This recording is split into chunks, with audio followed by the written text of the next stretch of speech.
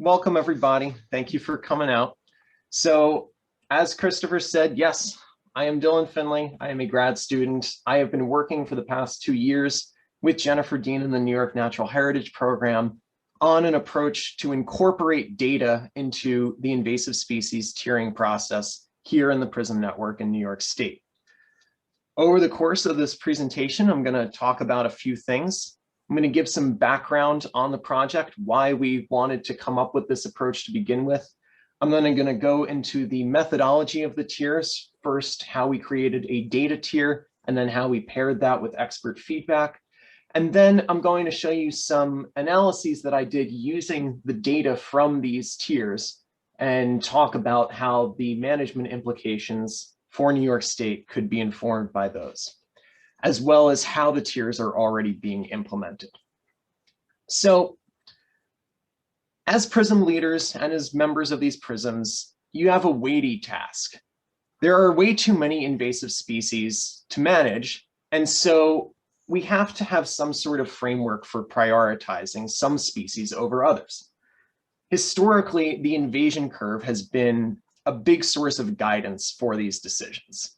The invasion curve, which I'm sure almost all of you are familiar with, but just to bring everybody on board, says that as a species, invasion increases in time and increases in area of infestation, the management will become more difficult and more costly. And so as a species moves along the invasion curve, the management approaches should change with it. When a species is first present in an area, but not established there yet, the goal is to try and to prevent it from establishing. Later on, when it has just become completely inundated, the goal is to try and reduce individual populations in areas of high ecological or historical value. So in 2016, the New York Natural Heritage Program took a look at this invasion curve and said, this is a great framework for thinking about invasive species, but we can work with the PRISMs to make it a little bit more refined and a little bit more defined as well, a little bit more structure to it. And so that was the impetus for the creation of these individual tiers. These tiers give definitions that will help managers decide how to allocate species into different management classifications. And so a lot of you are probably painfully familiar with this table as well, but for those of you who aren't, I'm not going to ask you to try and understand everything here and memorize all the text, but there are three kind of main takeaways that you have to have. The first is that any species that has high or very high impacts is going to fall into these tier classifications, tier 1 through 4. Most species don't fall into these. Most non-native species do not have high impacts. Something like dandelion, for instance, is a non-native species, but no one is out there managing it because it doesn't really pose that significant of a threat. The difference between tier 1 and all these other tiers comes down to its location. Tier 1 species are those that are present in a buffer around the PRISM, not in the PRISM itself. Something like wild boar, which is in Pennsylvania, is in Ontario, but there have been no reported sightings in New York for a few years. The difference between tiers 2 through 4 comes down to relative abundance. Species that are very widespread, very established, something like Japanese knotweed, these are going to be tier 4, and the management for them is just going to be isolated control in specific places. Something like a mystery snail is kind of an intermediate species, one that across the state may be contained to certain places, but can probably not be eradicated. And then finally, something like kudzu, which is a lot less abundant, and we might have a chance to eradicate it in some places. That would be a tier 2 species. So the tier definitions state which type of species should be included in each tier. But beyond sort of basic guidelines, they don't dictate which metrics should be used to allocate species into them. They don't say, okay, if you have X number of species, you're a tier 2, or you're distributed over X number of square miles, you're a tier 3. So it leaves things open to interpretation, which is good in a lot of ways because it gives managers some flexibility in interpreting how to place species into these tiers. But there are a few downsides to this more of subjective approach. And so what we've seen early on in this is that the management decisions for these species, the way that they were placed into tiers, was based primarily on expert opinion.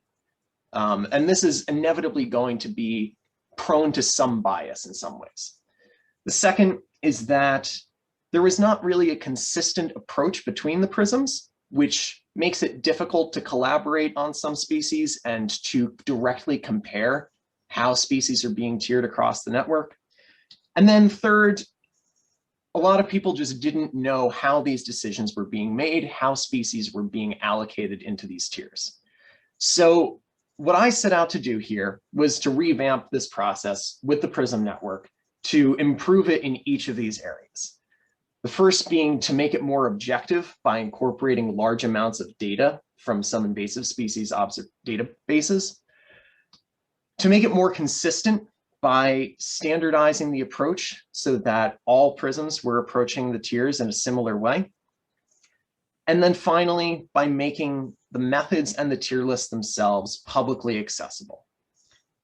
So as kind of a high-level overview, this is what it looked like. First, we created data tiers for each species that were based entirely off of two different data sources: IMAP invasives observations and impact assessments from the DEC. Once data tiers were calculated for every single species in a PRISM, they were submitted to the PRISM for review.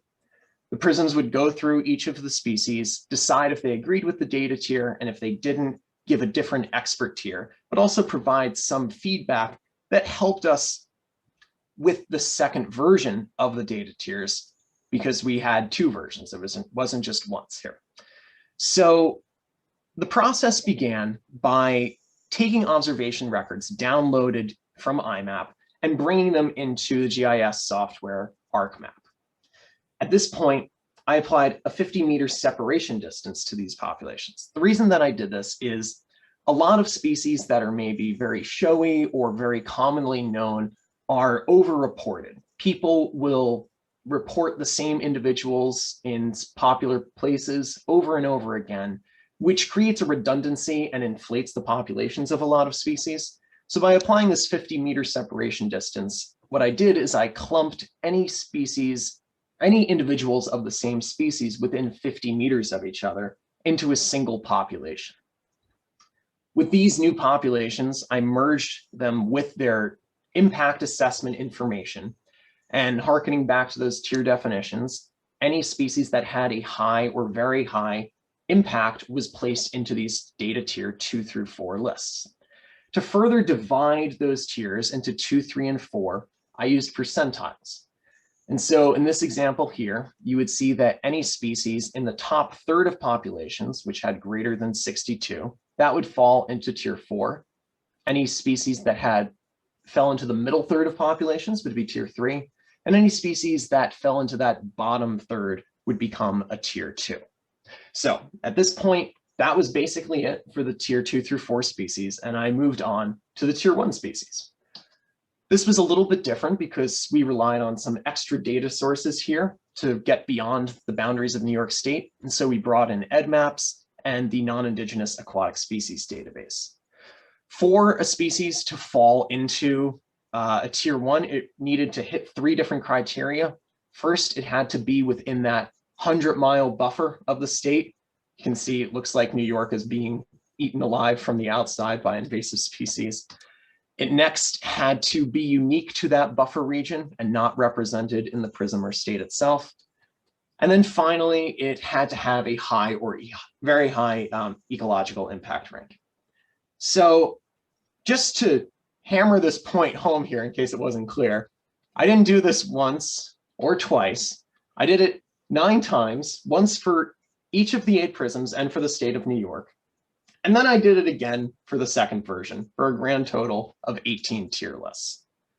So that's a lot of work. After I submitted these tier lists to the PRISMs and to New York State, they went through the process of taking these data tiers and bringing their own feedback into it. And so each time a new data tier list was created, I reviewed it with the PRISM leaders during some sort of teleconferencing, explained to them the process for it, walk them through the feedback. And initially, I was going to have the PRISMs do something like just look at the data tier, compare it to their own local knowledge, and give maybe a little bit of feedback about why they may or may not be agreeing with the data tier. Then I realized I could make it incredibly more complicated by forcing the PRISMs to justify changing a species tier. And so I came up with this system where the PRISMs would have to go through a drop-down menu and select from a pre-written set of options which reason they were giving for disagreeing with the data tier. This was not to make it more complicated in actuality. The goal of this process was to just help the PRISMs make more informed decisions about the management for each species, to get some more information that we could use to fine-tune the data tiering process the second time around, particularly to understand which species may be going underreported in the data so that we could add those to IMAP. And then finally, just to improve the overall documentation of this process so we knew why decisions were being made. So as the PRISMs would go through this, they would submit their expert tiers and then send it back to me. And I began to notice a lot of this, a data tier that was different from the expert tier. I knew that this was going to happen, but I didn't realize how often it was going to happen. And the more I saw it, the more it bugged me until I saw it enough that I came up with a term for it, a tier mismatch. And I had put so much thought into calculating these data tiers the first time around that it kind of bugged me that they weren't aligning very well with the expert tiers. So in the second version of these tiers, I decided that I was going to make some changes to improve that alignment between these data and expert tiers, so that way the data tier could be more reliable to the PRISM leaders. So what could I do though? Well, I got some ideas from the PRISMs about ways to improve the process. The first was to incorporate socioeconomic ranking. In the first version, I only was looking at species that had a high or very high ecological impact ranking, but obviously socioeconomics are important too. If a species is negatively impacting industry or human health, that should be taken into equal consideration. So any species that had high socioeconomic impact rankings were now included in data tiers 2 through 4. Additionally, I beefed up that separation distance. So instead of being 50 meters, now any individuals of the same species within 100 meters of each other would be clustered into a single population. And then finally, we brought in a whole new database. In the first version, species that were in New York State only were sourced from IMAP invasives. In the second version, though, we brought in iNaturalist. And the reason we did this is because there are an incredible amount of observations in iNaturalist. There are hundreds of thousands of non-native species represented in New York alone in this database. So we brought this database into the fold as well and combined those populations of IMAP and iNaturalist. We also did some cleanup in terms of presenting these tiers to the PRISMs. We placed them in the tier based on expert feedback first, and then the data tier second. We cleaned up the species by removing some of those ones that were actually native or ones that were represented twice in the data because they had similar scientific names, but not exact matches. And then we brought in tier 5 species as well. So what was the result? I went through these tiers, the second version, earlier this year, and got the feedback from the PRISMs, looked at those data tiers, looked at their expert tiers, figured out how many mismatches there were, and compared that to the first version. And the result, I am relieved to say, was that the overall mismatches decreased from 43.9% to 36.5%, about a 7% decrease. So with everything that changed between the first and second version in the calculation of that data tier, what can we point to though and say this is a likely reason for why these matchups improved overall? Well, if we examine the frequency of reasons for change that experts cited for disagreement with the data tiers, the number one reason was that the species was underreported in the data. This happened in both the first and second version, but it was far more frequently cited in the first version. almost or over 50% of all the reasons were attributed to a species being underreported, meaning that the data was just not showing as many populations as the experts knew of. So I think a big part of why this reason was less heavily featured the second time around was because of the inclusion of that iNaturalist data, which increased the populations of several species by hundreds between the first and second version. These 4 species increased the most: ground ivy, fig buttercup, gypsy moth, and quagga mussel. Each of these bumped up hundreds of populations between the first and second version because of the inclusion of that iNaturalist data. If we also look at the reasons for why species shifted tiers, the number 1 and number 2 reasons can both be attributed to the inclusion of that iNaturalist data. The biggest reason that the species was added to the data tiers because of the inclusion of iNaturalist, that was 40%. And the second biggest reason that species shifted tiers because their populations increased due to iNaturalist data, that was 27%. And so each of these species that we saw back here, each one of these shifted from a tier 2 to a tier 3 or 4 because the inclusion of that iNaturalist data just skyrocketed its population to a whole new tier.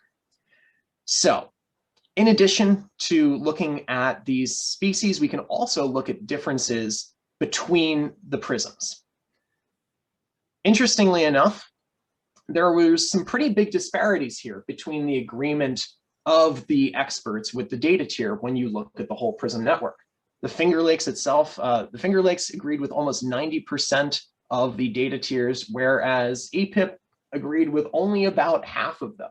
So quite a lot of disparities here, and it's interesting to see why what you can attribute those reasons to. I'm not exactly sure yet, but I've been thinking about it.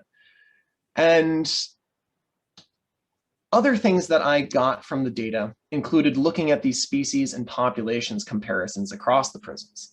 This table ranks species population density from highest to lowest. And so we can see that Lower Hudson, which has the smallest area of all the PRISMs at a little over 3,000 square miles, has the highest number of populations and the highest number of invasive species as well, putting it far and away at the most densely populated of all of the PRISMs. Really, all of these PRISMs in the top 3 categories here are ones that are downstate. And so on the flip side of this, though, if we look at species and populations in a 100-mile buffer around the PRISMs, we can see that CRISP has the most of any of the PRISMs, at more than twice as many as the number 2 APIP. And the reason for this is probably attributable to the fact that CRISP is in such close proximity to some of those PRISMs that really do have incredible amounts of species like Lower Hudson and Catmo.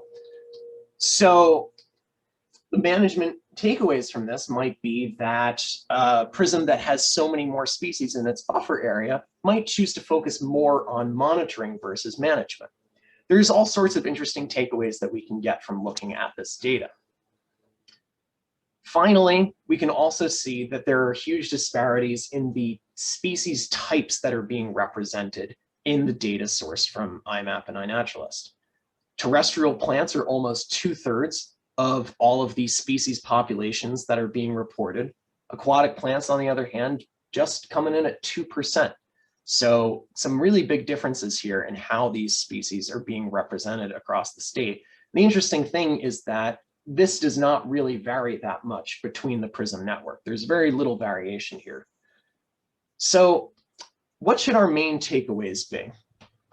Well, oh my God, I forgot to say. And so terrestrial plants take the cake. I can't believe I forgot about that. So overall, the data tiers and the expert tiers are now more closely aligned, a sign that the data tiering methodology improved over time. A possible explanation for this is the inclusion of that iNaturalist data. But as I said, even though it is valuable overall, there are some drawbacks to including this iNaturalist data. Mainly that there are a lot of observations in iNaturalist that are sourced from people's backyards and gardens. and are not really that useful from a management perspective because we can't really do anything about those. So that is something that we need to think about moving forward, how we are best going to incorporate this iNaturalist data. To improve the tiers further, there's a few things that we can do. I don't know if it was clear, but these data tier lists are going to be generated year after year for the foreseeable future. Thank God I won't be doing them, but somebody else will be. And so every year there needs to be more observations recorded in iNaturalist and IMAP invasives to better represent how species are changing. We need these data tiers to be as up to date as possible and as reflective of new species as they can be. We could also have a more refined separation distance, something that isn't just a blanket 100 meters for every single species, but is maybe a little bit more taxon specific. And then finally, in these data tiers, we didn't really include a distribution data criteria. We didn't really look at how widespread species are and factor that into the data tier. And that could be something else that we look at in the future in the calculation of those data tiers. And the most main takeaway of them all, even more important than all of these things that I just mentioned, are that the tiers improved in their objectivity, consistency, and transparency. A more kind of qualitative thing we can see is that the tiers, just compared to the pre-data-driven era, they are more of each of these things. They are more objective because we now have data informing them that is based on the observations of many different people from many different places. We know that they are more consistent now because there is a replicable process for creating the tiers. And we know that they are more transparent because now the tiers are publicly accessible, not only in this online tier table, which showcases every single invasive species and how it is being tiered across the state, but in this story map that I created in Esri, which catalogs the methodology in a much more nitty-gritty way than I laid out here for anybody who is really interested in this stuff. So both of these things are publicly accessible. I'm going to do a quick shout out now to a training that I am giving at 1 p.m. to learn more about how you can use these, what kind of tools you can get from them. And so I'd love if anybody would like to join for that workshop later today. You can sign up for it at newyorkimapinvasives.org/training. And then looking forward, we can see that there are some really meaningful ways that the tiers are being implemented. We know that this new improved system of creating tiers is informing how management contracts are being awarded. They're informing which species are surveyed for and managed. And they are helping to better communicate invasive species efforts, not just between PRISMs, but between New York State and other invasive species agencies in neighboring states as well. So in closing, I want to thank you all so much, to the whole PRISM network. You guys have been great this whole time. It's been a joy to work with you. I've gotten so much good feedback on this. And these PRISM tiers are so much better as a result of all of your thinking about this. I've enjoyed many of my tier philosophizing conversations with you. It's been a very great learning experience for me. And I'm happy to take any questions at this point. Thank you very much.